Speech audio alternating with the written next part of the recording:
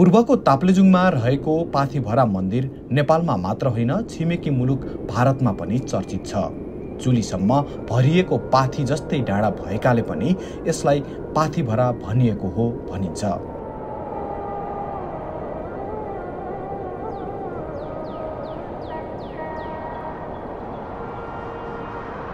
ताप्लेजुङको फुङफुङे झरना लोदेन क्षेत्र हुँदै तोप्के गोला घुमिसकेपछि फुङलिङ बजारमा मेरो बसाई लम्बियो।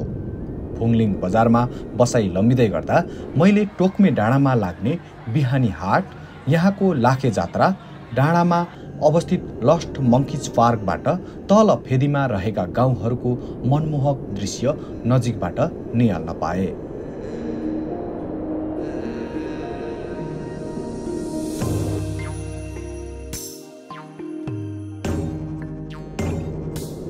यसैबीच हाम्रो अबको यात्रा पाथिभरा मन्दिर अर्थात् मुकुमलुङसम्म।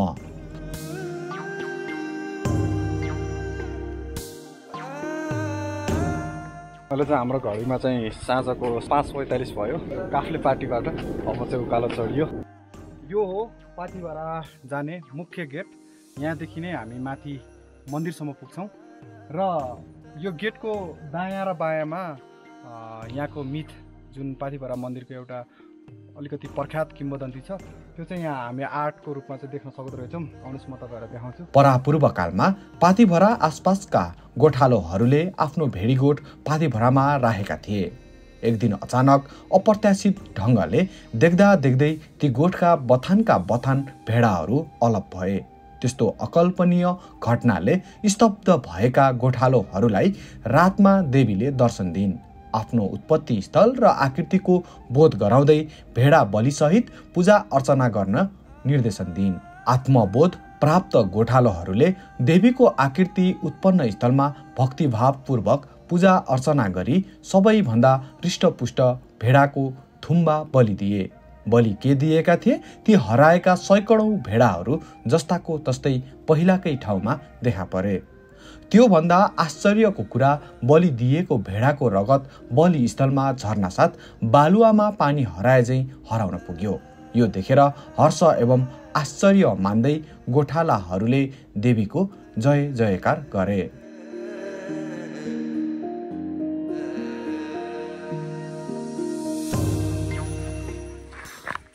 अब चाहिँ हामी के भन्छ राजु, यो कुन डाँडाबाट माथि छ?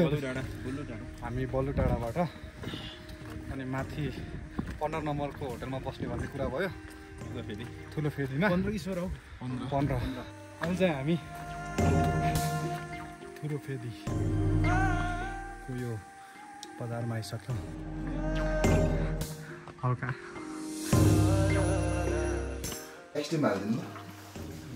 अनि चाउचाउ बिस्कुट के हाल्नु माथि भएर खानु पर्यो। चाउचाउ बिस्कुट सबै खानु। ओके तोप्ला सरले के तपाईँ त्यही राखिदिनुहोस्।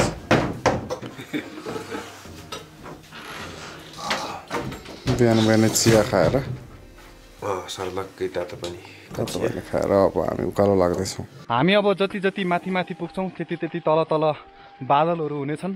हामी बादल माथि माथि हुँदै हामी पाथिभरा मुकुमलुङमा पुग्नेछौँ। कहाँदेखि आउनु भएको हजुरहरू? काठमाडौँ कुन ठाउँ? ए कहिले आउनु भएको?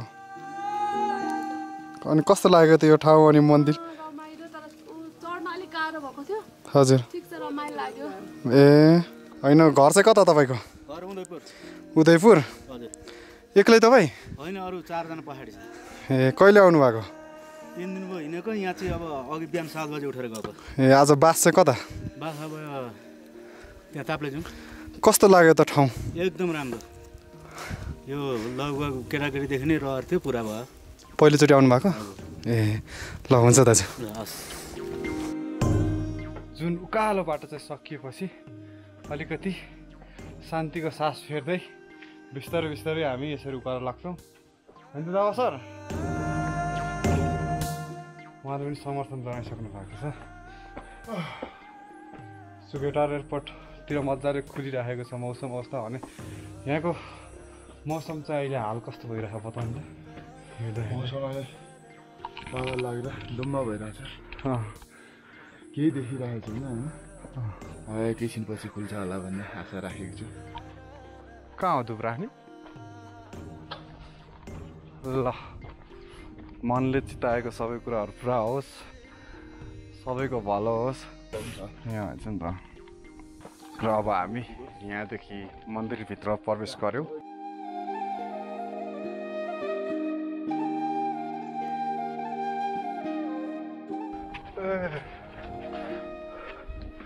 यहाँ माथि चाहिँ किरात मन्दिर रे है यता चाहिँ पहिला हामी र फाइनल्ली हामी कतिबाट सास बढ्यो नि त भन्ने बेलामा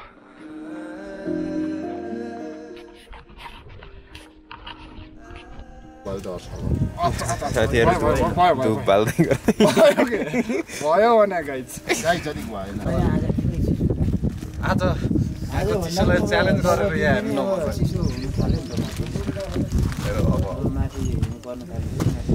एकैपल्टमा फुटाउनु पर्छ यो चाहिँ अब सबैको भलो होस् सबैको राम्रो होस् भन्दै होइन एकैचोटि फुटाउनु पर्छ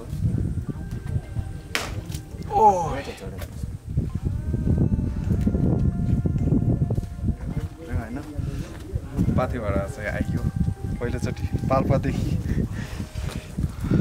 यात्रा एकदम रोमाञ्चक ओह राजुले फोरे त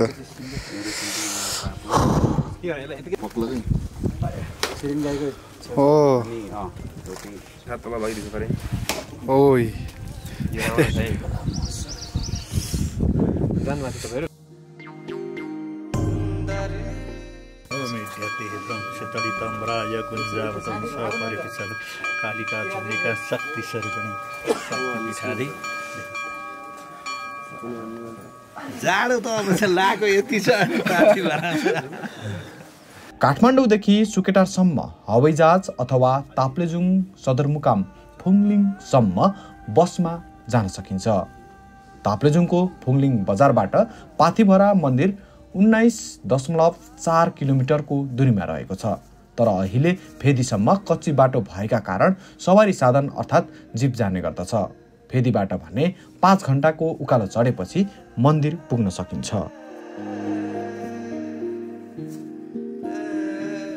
अहिले चाहिँ हामी पाथिभरादेखि तल झर्दैछौँ। बिहान यहाँको भिडियो हामीले चाहिँ राम्रोसँग देखाउन सकेनौँ किनभने अँध्यारो थियो।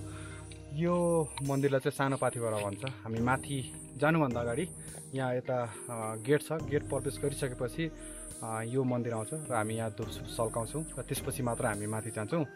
त्यो अब यता हाम्रो टिम चाहिँ खासमा बिहानदेखि राम्रोसँग चाहिँ टिम हामी को छौँ भनेर चाहिँ हामीले देखाउन सकेनौँ होइन। हिजो पनि देखाएनौँ। खासमा हामी 4 जनाको टोली हो।